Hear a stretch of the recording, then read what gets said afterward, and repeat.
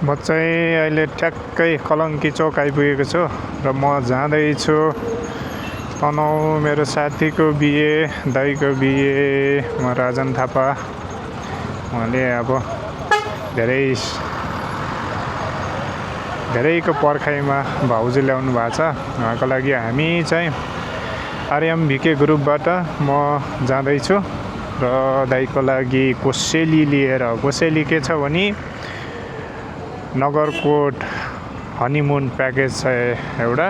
त्यसपछि हाम्रो तर्फबाट एउटा टोकन अफ लभ आरएमभिके ग्रुपबाट चाहिँ एउटा अन्टी दिने हौ। त्यसपछि भाउजूको लागि केही सल छ, साफाहरू त्यो दिनेछौँ र बिहे कस्तो हुन्छ वहीँ गएर हामी हेर्नेछौँ, तपाईँलाई देखाउनेछौँ। ल हेर्दै गर्नुहोस्, वेट गर्नुहोस्।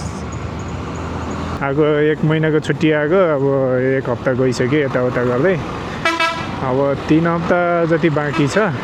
3 हप्तामा चाहिँ कतिसम्म भिडियोहरू क्याप्चर गर्न सक्छु त्यही भिडियोहरू अपलोड गर्छु। सो हेर्दै गर्नुहोस्।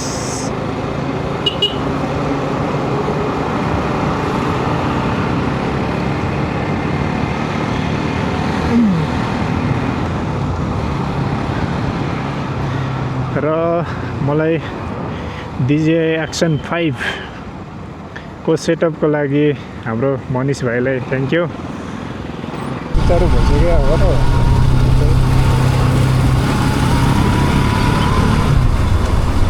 अब चाहिँ नेपालको बाटो नि केही विकास होला जस्तो छ है। राम्रो राम्रो बाटोहरू बनाउँदो रहेछौ। उताको उतै हजुर उताबाट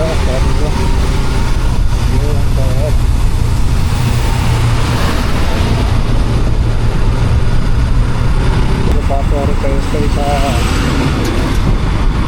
यो ठाउँ चाहिँ जहिले पनि म पोखरा जाँदा वा फर्किँदा जहिले पनि चिया खाने ठाउँ हो यो।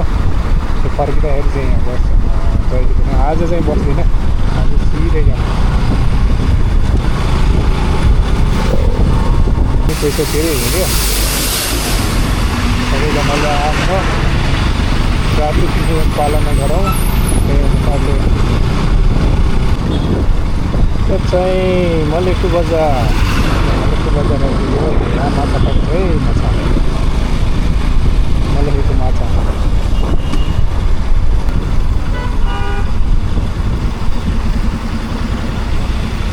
चाहिँ मैले खानुको लागि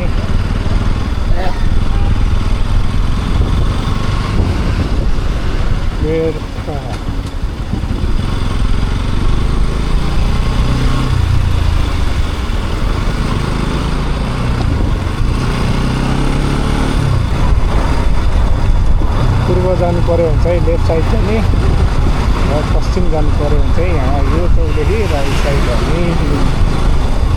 म चाहिँ पश्चिम जाँदैछु। पुरानो पुलमा चाहिँ जान पाउँछ पाउँदैन भनेर यो चाहिँ नयाँ पुल बनाएको।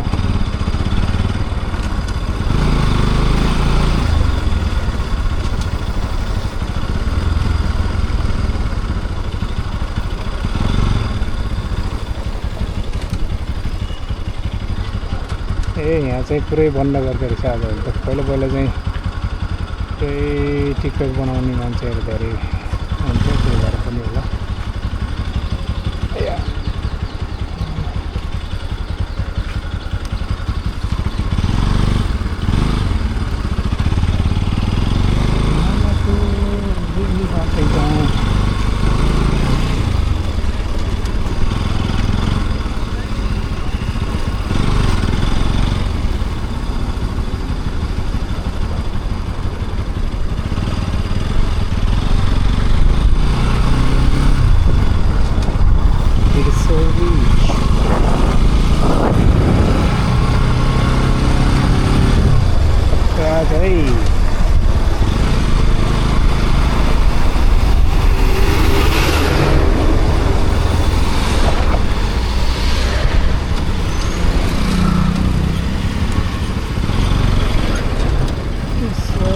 एकछिन आराम गर्नु पर्ला।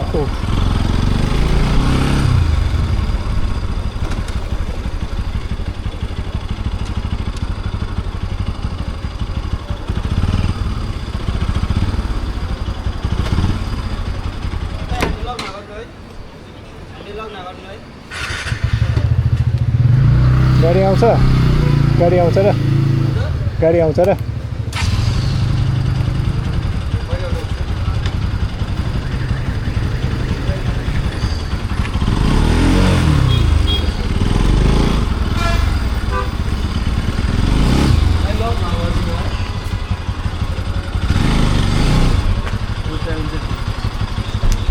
हुन्छ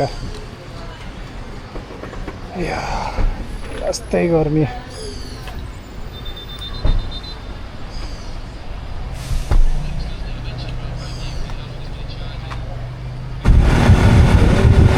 खोइ सिद्ध गुफा जाने पहाडमा यो माथि चाहिँ सिद्ध गुफा छ हो क्यारे होइन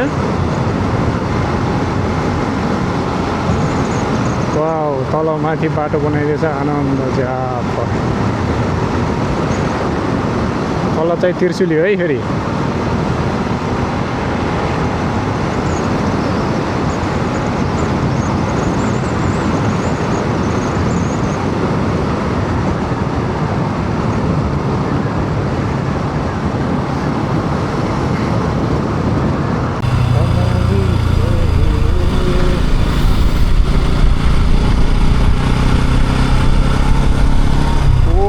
अर्को पुल पनि बनाएको है नमौरीको पुल यो चाहिँ अब नयाँ बन्दै रहेछ है अर्को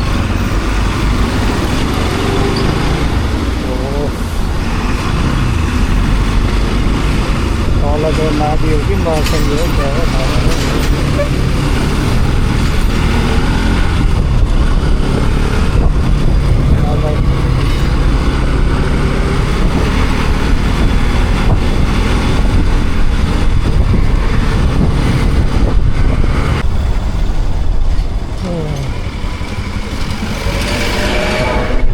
यो चाहिँ यो पुल तरेर पारि कति भिमा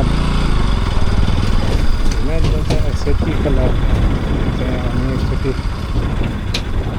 तोरनतानमा बजेको पूजाको लागि